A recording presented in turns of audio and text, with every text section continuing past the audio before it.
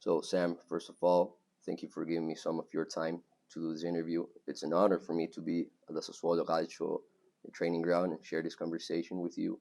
So in that way, Salvadorian fans can get to know a little bit better of one of our most outstanding soccer players representing us in the world stage. Well, thanks for coming out. I'm happy to be here, happy to do this with you. So, thanks for having me. So let's start with an overview of your early career. So tell us at what age did you start playing soccer, the different divisions you progressed through, and the timing of your professional debut. Mhm.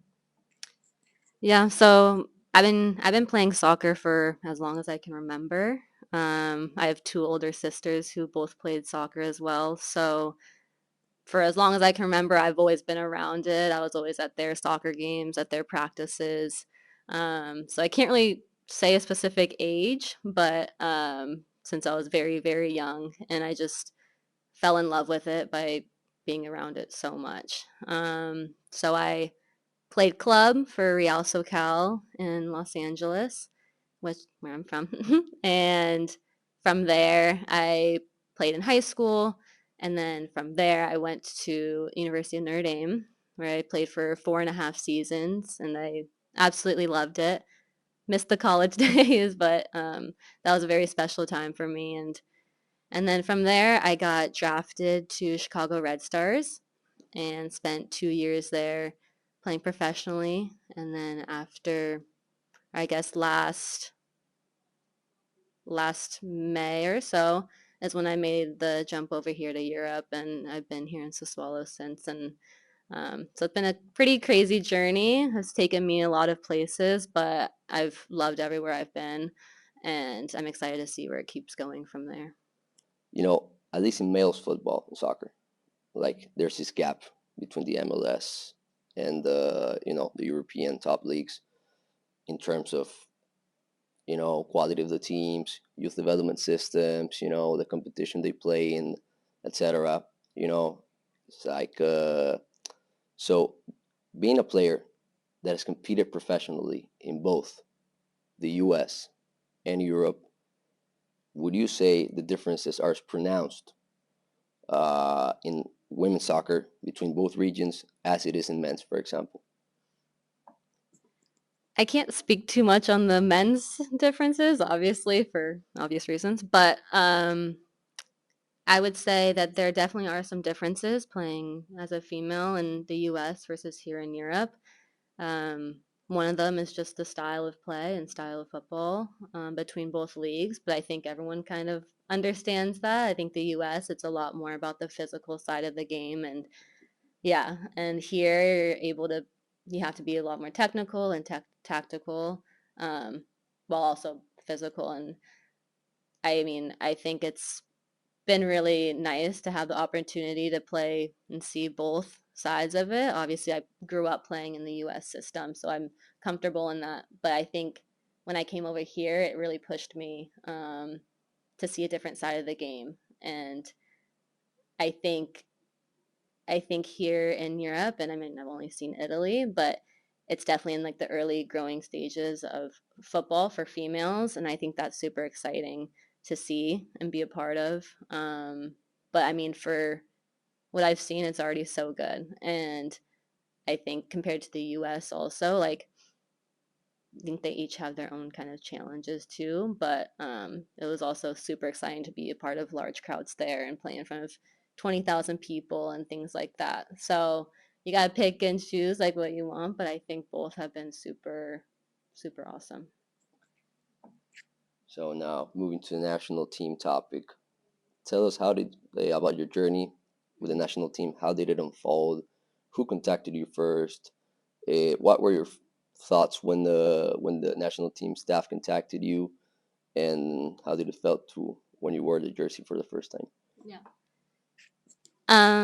So actually, I one of my trainers that I grew up with for as long as I can remember, Willie Diaz. He's Salvadoran also, and so we always talked about it like at trainings and stuff. And I had been thinking about it for a while of, do I want to choose to play for El Salvador? Like, when's the right time in my career? All this type of stuff. and it was 2 Christmases ago now. I'll look.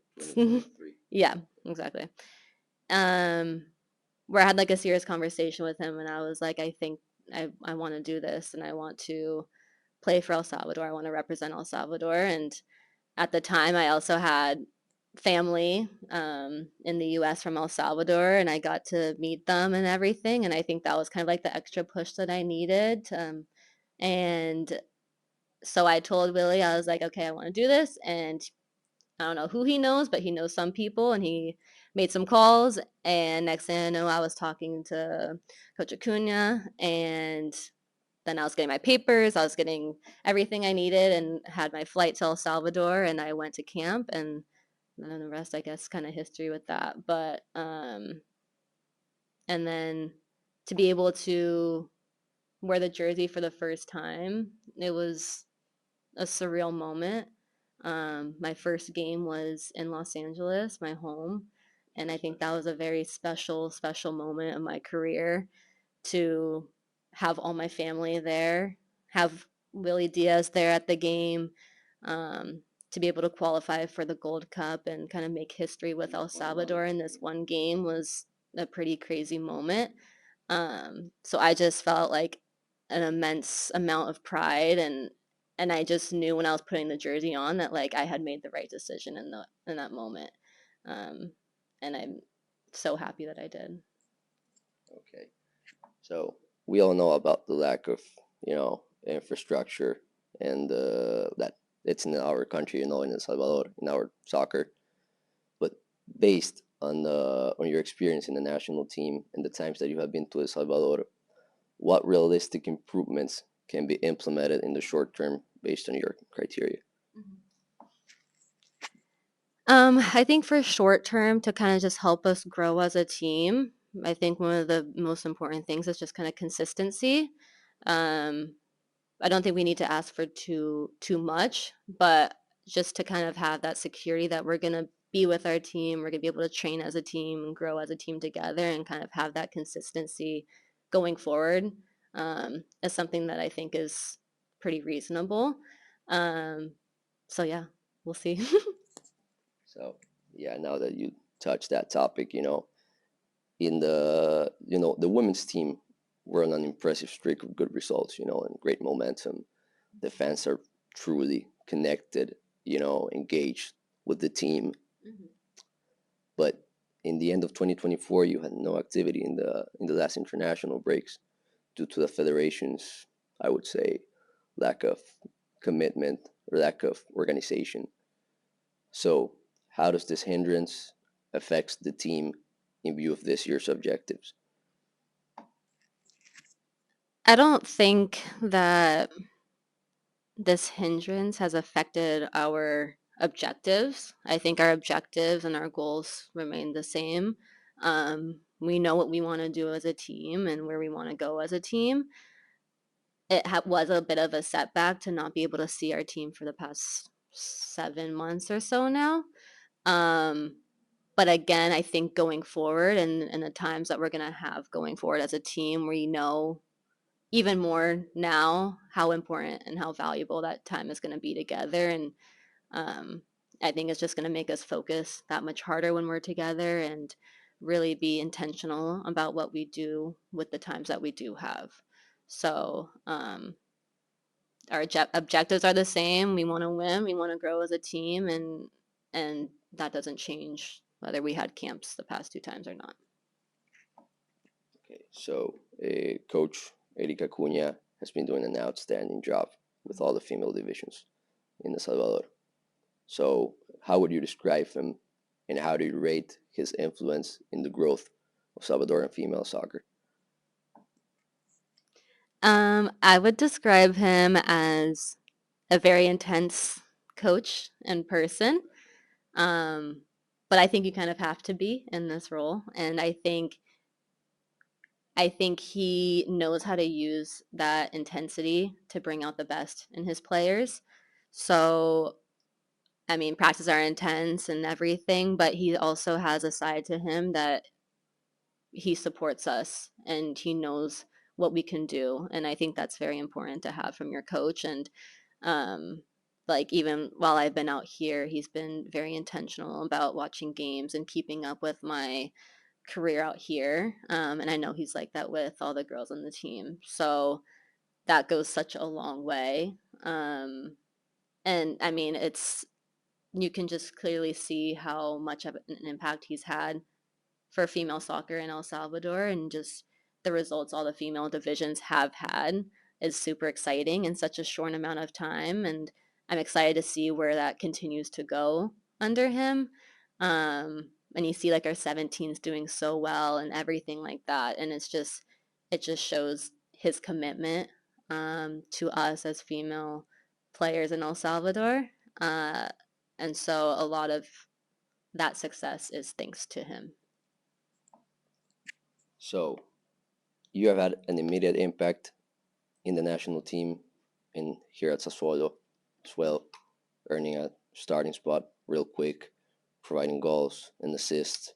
Even at your debut here against Juventus, facing players like Cristiana Girelli, Barbara Bonacea, Alicia Lehmann, top players. Mm-hmm. You provided 2 assists in that game, I remember.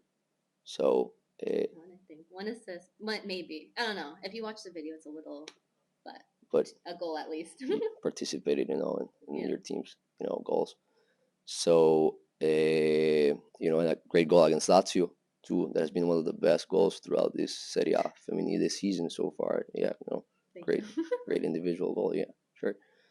So, what was the key of adapting so swiftly in both the national team and Italian football? I mean, I think I have to give a lot of thanks to my teammates for kind of helping me in both the national team and here in Sassuolo.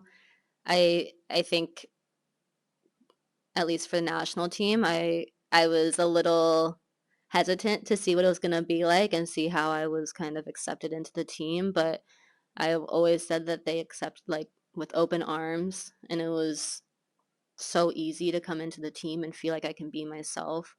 And the same goes for here in Sassuolo. I obviously there's the language barrier and everything, but all my teammates were amazing and made me feel so comfortable. And I think as a player, to feel comfortable off the field goes such a long way on the pitch. And having those relationships and that trust with your teammates just makes you that much better when you're on the field. And so I give all my thanks to them for helping me get comfortable here and in with El Salvador, and supporting me and being there for me when I needed them. And so, yeah. So, this past year has been like a whirlwind for you. Like your El Salvador debut was like a year ago, as far as I'm concerned. Like the Gold Cup was during this months from last year, and you're representing El Salvador, your mother's country, and you're playing in one of the most prestigious leagues in the world in such a well organized and exemplary club like Sassuolo. So, did you envision any of this a few years ago? You know, it's crazy because I actually did. And you can ask all my best friends in college too. Like I always said I wanted to play in Italy, and I don't know why because I had never even been to Europe before this, but I just had this feeling, this gut feeling like that this is where I was supposed to be. And I mean, I know a lot of people kind of know my story with Chicago and how I was released there last year, and that during that time there was a lot of uncertainty about my career. And so to go from that low to now being able to play and live out one of the dreams I've been having for years is it's just a crazy surreal moment.